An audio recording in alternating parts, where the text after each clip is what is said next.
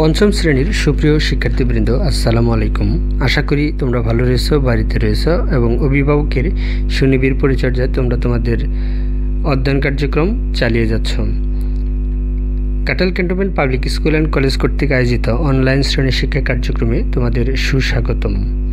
সুপ্রিয় শিক্ষার্থীরা, আমি মোহাম্মদ নিজাম আকন্দ, সহকারী শিক্ষক সামাজিক বিজ্ঞান, Ghatail Cantonment Public School and College. সুপ্রিয় ছোট্ট সোনামণিরা, আমরা সাম্প্রতিক সময়ে 30 নম্বরের তোমাদের যে শ্রেণী পরীক্ষা নিয়েছি সেটার প্রশ্ন ও সমাধান নিয়ে এখন আলোচনা করব। তাহলে চলো আমরা সাম্প্রতিক সময়ে সম্পন্ন হওয়া শ্রেণী অভিক্ষার প্রশ্ন ও সমাধান নিয়ে আলোচনা করি। আমাদের প্রথমেই রয়েছে সংক্ষিপ্ত প্রশ্ন। তোমাদের শ্রেণী অভিক্ষা প্রশ্নের যে প্রশ্নগুলো রয়েছিল সেগুলো নিয়ে আলোচনা করব। আমরা অন্যের মতামতকে সম্মান করব কেন? প্রশ্নের উত্তরটি হলো, আমরা অন্যের মতামতকে সম্মান করব কারণ এটি মানুষের একটি সামাজিক ও ব্যক্তিগত গুণ।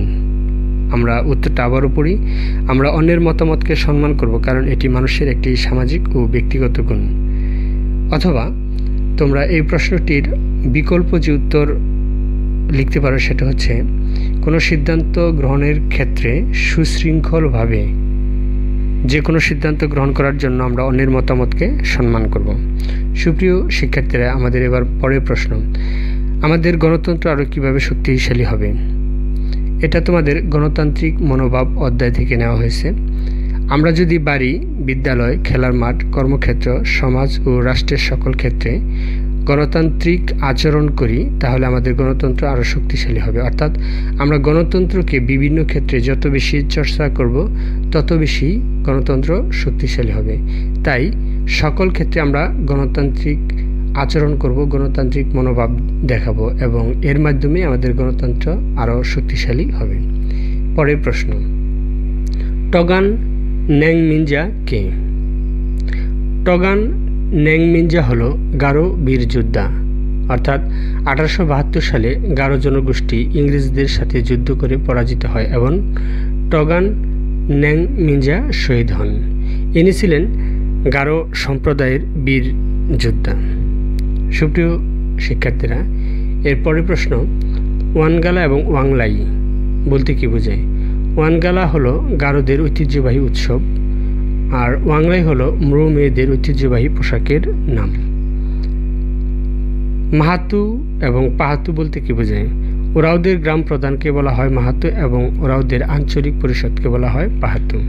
সুপ্রিয় শিক্ষার্থীরা, আমাদের শ্রেণী অভিক্ষা প্রশ্নে এই প্রশ্নটি ছিল, সার্কের নবীনতম রাষ্ট্র কোনটি? এই প্রশ্নটাকে আরেকভাবে বলা যায়, সেটা হচ্ছে সার্কের কনিষ্ঠতম রাষ্ট্র কোনটি? সেটা হচ্ছে আফগানিস্তান। এবার আমাদের শ্রেণী অভিক্ষায় যে মিলকরণ ছিল সেই মিলকরণটি একবার দেখে নিব। বাম পাশে ছিল ওরাওদের প্রধান খাবার, খ ত্রিপুরা ক্ষুদ্র নৃগোষ্ঠী, গ গারো জনগোষ্ঠী, ঘ খাসিদের প্রধান দেবতার নাম এবং ও নাম্বার হচ্ছে শালজং গারোদের। আর ডান পাশে ছিল ওবলাই নাংথৌ, তিব্বত থেকে এসেছে, চন্দ্র দেবতা, শিব ও কালী পূজা করে, বাদ সূর্য দেবতা এবং সর্বশেষ দুর্গা পূজা করে। সুপ্রিয় শিক্ষার্থীরা, তোমরা জানো বা আমরা জানি যে মিলকরণের ক্ষেত্রে কিছু কিছু বিষয় রয়েছে প্রায় একই রকমের, তারপরেও আমাদেরকে শব্দ বা বাক্যগুলো সম্পন্ন করতে হয়। আমরা এবার উত্তর দেখে নেব, উত্তরে কি বলা আছে। মিলকরণের উত্তর, ওরাওদের প্রধান খাবার ভাত। খ ত্রিপুরা ক্ষুদ্র নৃগোষ্ঠী শিব ও কালী পূজা করে। গ গারো জনগোষ্ঠী তিব্বত থেকে এসেছে। ঘ খাসিদের প্রধান দেবতার নাম ওবলাই নাংথৌ। ঙ শালজং গারোদের সূর্য দেবতা। সুপ্রিয় শিক্ষার্থীরা, তোমরা যদি আরও সুন্দর করে মিলাতে চাও তাহলে হচ্ছে ওরাওদের প্রধান খাবার হচ্ছে ভাত। খ ত্রিপুরা ক্ষুদ্র নৃগোষ্ঠী মূলত শিব ও কালী পূজা করে থাকে। গ গারো জনগোষ্ঠী তিব্বত থেকে এসেছে। ঘ খাসিদের প্রধান দেবতার নাম হচ্ছে উবলাই নাংথৌ। ও শালজং গারদের সূর্য দেবতা। সুপ্রিয় শিক্ষার্থীরা, তোমরা যে পরীক্ষা দিয়েছ সেই পরীক্ষার খাতার উত্তরের সাথে বিষয়গুলো সুন্দর করে মিলিয়ে নেবে। এ পর্যায়ে আমাদের যেটা রয়েছে সেটা হচ্ছে শূন্যস্থান পূরণ। ক, বিশ্ব স্বাস্থ্য দিবস পালিত হয় ড্যাশ এপ্রিল, 7 এপ্রিল।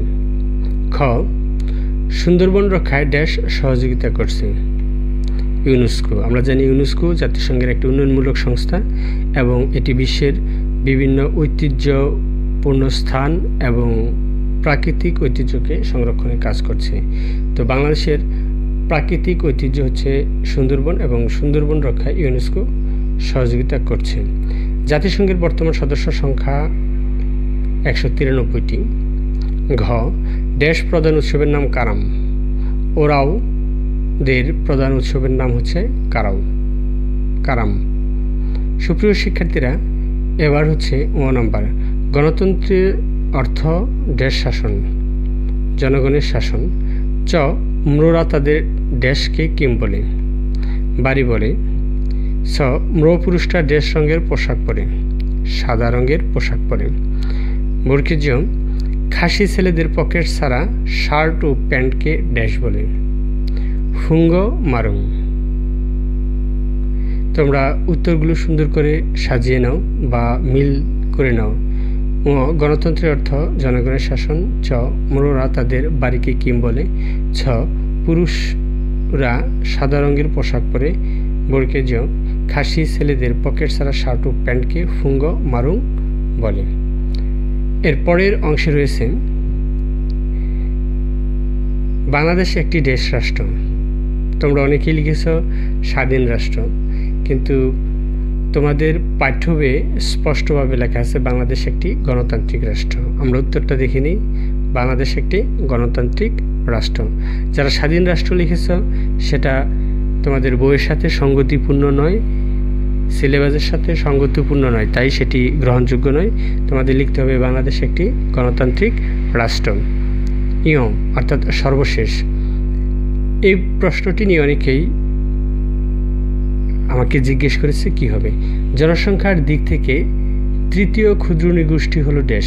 প্রথম গারো, দ্বিতীয় হচ্ছে চাকমা এবং তৃতীয় কোনটি, অর্থাৎ সংখ্যাগরিষ্ঠতার দিক দিয়ে কোনটি, সেটা হলো সংখ্যাগরিষ্ঠতার দিক দিয়ে বাংলাদেশে তৃতীয় ক্ষুদ্র নৃগোষ্ঠী হলো ত্রিপুরা। সুপ্রিয় শিক্ষার্থীরা, আমরা এতক্ষণ বাংলাদেশের অর্থাৎ দুঃখিত আমাদের শ্রেণী অভিক্ষার যে শূন্যস্থানগুলো ছিল সেগুলো সম্পর্কে জেনে নিলাম। তারপরেও তোমরা বিষয়গুলো তোমাদের উত্তরপত্রের সাথে মিলিয়ে নেবে। এবার রয়েছে আমাদের যে প্রশ্নটি ছিল সৃজনশীল, সেটি জাতিসংঘের দুটি উন্নয়নমূলক সংস্থার নাম লিখো। ইউনেস্কো বাংলাদেশের যে সকল ক্ষেত্রে অবদান রাখছে সে সম্পর্কে 3টি বাক্য লেখো। আমরা প্রথমেই যে লাইনটা দিয়েছি সেটা হচ্ছে জাতিসংঘ যে সকল সংস্থার মাধ্যমে সকল সদস্য দেশগুলোতে বিভিন্ন উন্নয়নমূলক সিদ্ধান্ত গ্রহণ ও বাস্তবায়ন বা কর্মকাণ্ড পরিচালনা করে থাকে তাকে উন্নয়নমূলক সংস্থা বলে। অর্থাৎ জাতিসংঘ বিশ্বের বিভিন্ন দেশে বা জাতিসংঘের সদস্যভুক্ত দেশের উন্নয়নে যে সকল সিদ্ধান্ত গ্রহণ করে সেই সকল সিদ্ধান্ত বা কর্মকাণ্ড যে সকল সংস্থার মাধ্যমে সম্পন্ন করে থাকে সেই সকল সংস্থাকে সাধারণত জাতিসংঘের উন্নয়নমূলক সংস্থা বলে। আমি আবারও বিষয়টা তোমাদের সাথে শেয়ার করছি, সেটা হচ্ছে জাতিসংঘ তার সদস্যভুক্ত সকল দেশের সার্বিক উন্নয়ন কর্মকাণ্ড পরিচালনার জন্য যে সকল সিদ্ধান্ত গ্রহণ করেন সেই সকল সিদ্ধান্ত যে সকল সংস্থার মাধ্যমে বাস্তবায়ন করে থাকে সেই সকল সংস্থাকে জাতিসংঘের উন্নয়নমূলক সংস্থা বলে। সুপ্রিয় শিক্ষার্থীরা, এবার আমরা মূল প্রশ্ন আসি। জাতিসংঘের দুটি উন্নয়নমূলক সংস্থার নাম লিখুন। জাতিসংঘের দুটি উন্নয়নমূলক সংস্থার নাম, এক্ষেত্রে যেহেতু তোমাদের বইয়ে জাতিসংঘের উন্নয়নমূলক সংস্থা রয়েছে ইউনিসেফ, খাদ্য ও কৃষি সংস্থা, বিশ্ব স্বাস্থ্য সংস্থা, ইউনেস্কো, ইউএনডিপি, বিশ্বব্যাংক। সেক্ষেত্রে তোমরা যে কোনো দুটির নাম লিখলেই হবে। আমি উদাহরণ হিসাবে এখানে যে দুটির নাম লিখেছি সেটা হচ্ছে বিশ্ব স্বাস্থ্য সংস্থা এবং ইউনিসেফ। যেহেতু আমাদের পরের প্রশ্নে ইউনেস্কো রয়েছে, সেক্ষেত্রে আমি ইউনেস্কো সংস্থাটির নাম লেখা থেকে এড়িয়ে গিয়েছি।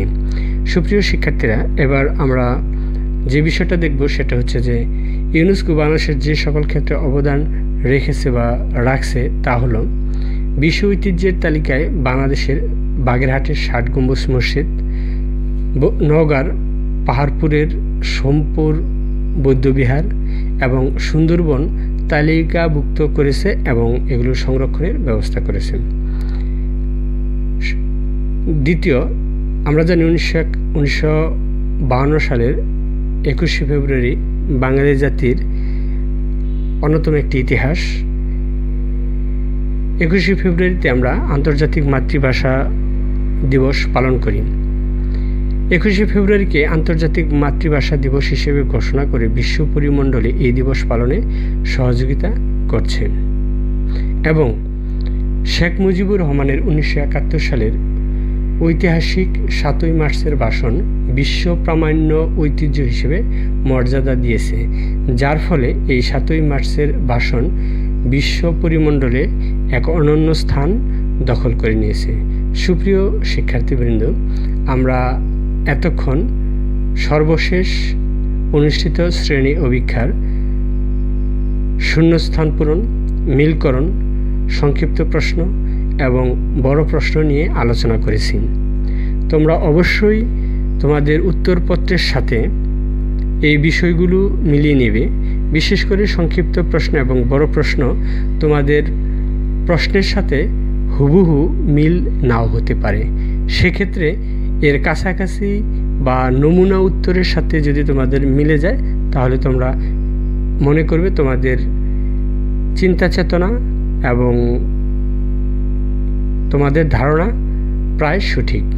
সুপ্রিয় শিক্ষার্থীরা, Ghatail Cantonment Public School and College কর্তৃক আয়োজিত অনলাইন শ্রেণী শিক্ষা কার্যক্রমে আমাদের সাথে সম্পৃক্ত থাকার জন্য তোমাদের সবাইকে বিশেষভাবে ধন্যবাদ। আরেকটি বিশেষ কথা, সেটা হচ্ছে অনেক অভিভাবক তোমাদের বিষয়ে অভিযোগ দিয়েছে তোমরা বাড়িতে অভিভাবকের কথা সঠিকভাবে শুনছ না, তোমরা লেখাপড়া করছো না। সমাপনী পরীক্ষা বা বার্ষিক পরীক্ষা হবে না বলেই যে তোমরা লেখাপড়া থেকে দূরে থাকবে তা নয়। লেখাপড়া যেটাই হোক তোমাদেরকে চালিয়ে যেতে হবে, কারণ লেখাপড়া থেকে একবার সরে গেলে সেটা পুনরায় ফিরে আসা অত্যন্ত কষ্টকর। তাই তোমাদের কাছে অনুরোধ, তোমরা অভিভাবকের কথা মেনে চলবে, পড়াশোনার মধ্যেই থাকবে এবং যতটুকু সম্ভব বাড়িতে অবস্থান করবে। তোমাদের সবাইকে ধন্যবাদ।